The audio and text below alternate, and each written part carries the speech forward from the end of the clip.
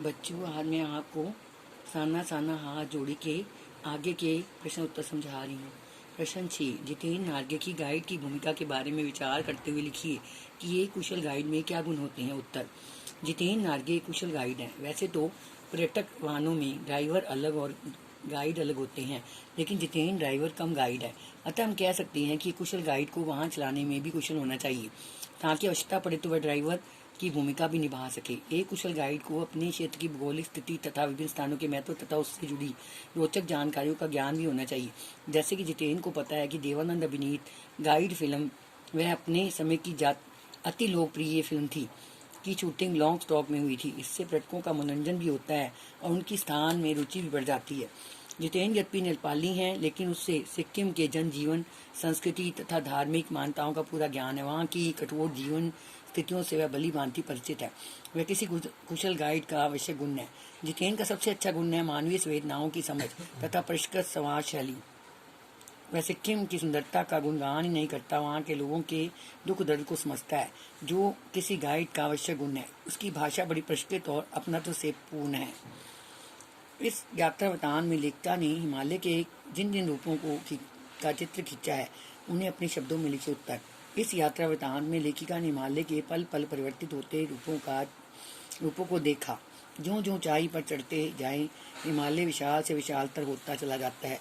छोटी छोटी पहाड़ियाँ विशाल परतों बदलने लगती हैं, घाटियाँ गहराती गहराती पाताल नापने लगती हैं, वादियाँ चौड़ी होने लगती हैं, जिनके बीच रंग बिरंगे फूल मुस्कुराते हुए नजर आते हैं। चारों ओर प्राकृतिक सुषमा बिखरी नजर आती है।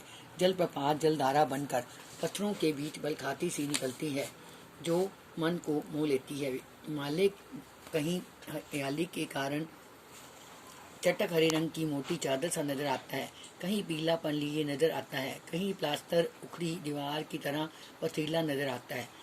नंबर 8, प्रकृति के उस अनंत और विराट स्वरूप को देखकर लेखिका को कैसी अनुभूति होती है। उत्तर, हिमालय का स्वरूप पल पल बदलता रहता है। प्रकृति इतनी मोहक है कि लेखिका किसी बुत सी माया और छाया के खेल को देखती रह जाती है। उसे लगता है कि प्रकृति उसे अपना परिचय दे रही है, वह उसे और सियानी बुद्धिमान बनाने के लिए अपने रहस्यों का उद्घाटन कर रही है।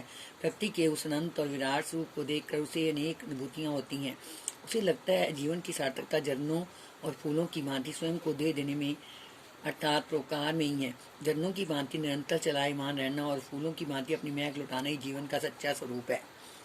प्राकृतिक सौंदर्य के अलौकिक अनंत में डूबी लेखिका को कौन कौन से दृश्य झकझोर गए।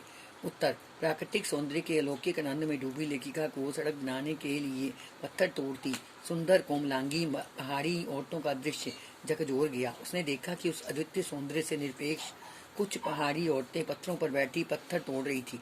उनके हाथों में कुंडाल और थोड़े थे और कईयों की पीठ पर डोको बड़ी टोकरी में उनके बच्चे भी बंधे थे।